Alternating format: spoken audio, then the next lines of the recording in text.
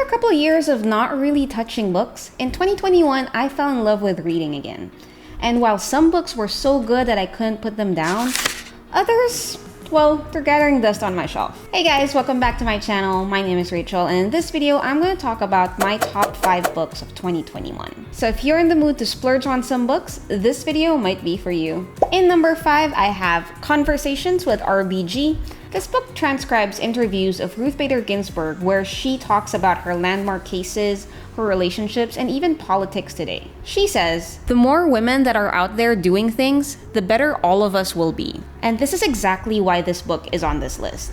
I love reading about cool women doing cool things because it's really inspiring for me to get out there and do my own thing. In fact, the quote reminded me a lot of Marianne Williamson's, "As we let our own light shine, we unconsciously give other people permission to do the same." And isn't that exactly what RBG has done? One of my favorite parts of the book was when she started talking about her stance about laws discriminating on the basis of sex. She took inspiration from racial discrimination and showed that just like you can't choose whether you're born black or white, you also can't choose whether you're born male or female. And neither one of these traits really affect your skill or talent. So they shouldn't be a basis of judgment when it comes to the law. I'm guessing this is the plot of the movie On the Basis of Sex. The law assumes a caregiver has to be a woman. This is sex-based discrimination against a man.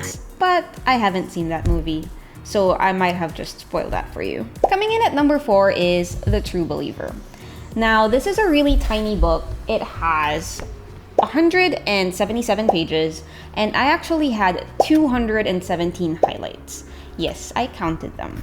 I really like this book. It goes very in-depth about the nature of mass movements. Who joins them? How do they start? How would you possibly want to end one? And reading the book gave me a really interesting perspective on exactly how mass movements historically have started. It's really easy to look back with 2020 vision and think, why would people join these movements? I would never join that. But reading about this showed how significant historical events really put individuals in positions where mass movements were very, very enticing. And let me be clear, when I say mass movements, it's not always a negative thing, but historically, we've seen that they can be pretty negative. So for instance, if you take World War I, Germany was left in a very unstable economic and political position. A lot of people lost their businesses, lost their jobs, and poverty was everywhere. And so a lot of people were really just looking to something to cling on for hope.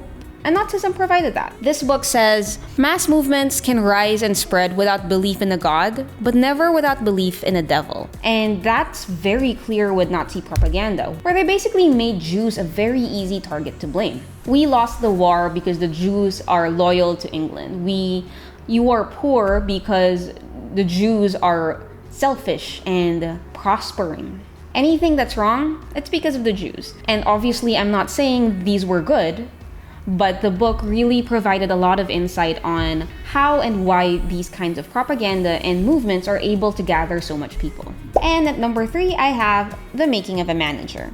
But this book is one of 2 that I picked up as soon as I became a product manager. This is the better one. First of all, the book mentions Harry Potter on the very first page, so it already won me at that. But even better, the book actually has a lot more specific and practical advice about management than a lot of other books that I've read. For instance, when you're providing feedback, you want to make it specific and then see patterns over time and then connect that in a theme. Next, it also talks about your time. Sometimes somebody on your team might be struggling and might need more of your time than others. But you have to be careful and make sure that you're not only spending all of your time with your worst performers, but also developing your best ones. Because by developing your best ones, by teaching them to be better team members and better leaders themselves, you are significantly increasing the output of your team, which is really your end goal anyway. And number 2, we have How to Think Like a Roman Emperor. This book talks about Stoicism and how Marcus Aurelius applied it in his life. Funny story, I actually picked up this book for my boyfriend last Christmas, and I've read it before him, and I don't think he's read it yet. But what I really like about this book is by learning about how Marcus Aurelius applied Stoicism in his life, you could extrapolate it and find ways that you could apply it in yours. In fact, my literature notes on Stoicism is one of my favorite ones. I've been able to find ways to apply Stoicism in so many different aspects of my life.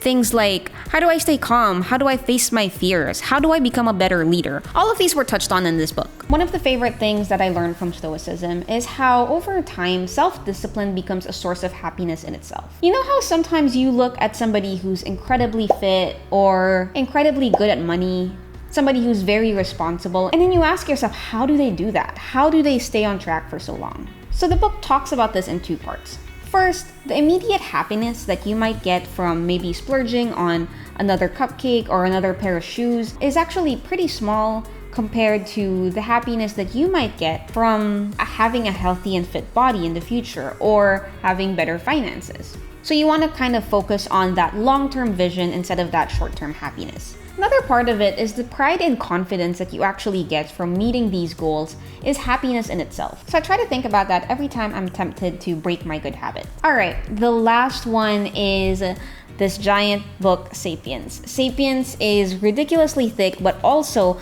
I have so many highlights. I love this book.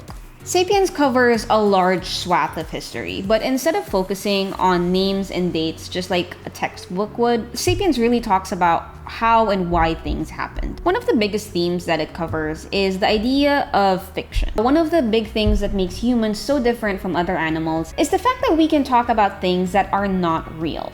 And this goes beyond ghosts and fairies and magic. This includes everything from economics to liberty and even religion. And then it expands on this idea of fiction and talks about how humans have been able to create shared fictions that have allowed us to grow beyond small tribes and into bigger communities, cities, and even countries. We've been able to create governments, religion, and economics that have tied us together as a globe, that have allowed us to organize and relate to humans that are half a world away. And it talks about how this shared fiction affects everything we do, from how we act, how we think, and even how we dream. So if you really think about it, you and your neighbor might live next door to each other, but if you have different religions, if you come from different social classes, the way you think and the things you aspire for might be completely different things. I can make a whole video about all the things I've learned from this book, and in fact, I've made videos for how to think like a Roman emperor and the making of a manager. And if you're interested in those, you might want to click on these and see how I use those books as samples in my Obsidian videos, where I show you how I use Obsidian to take notes from books and how I apply these books to my daily life. See you next time!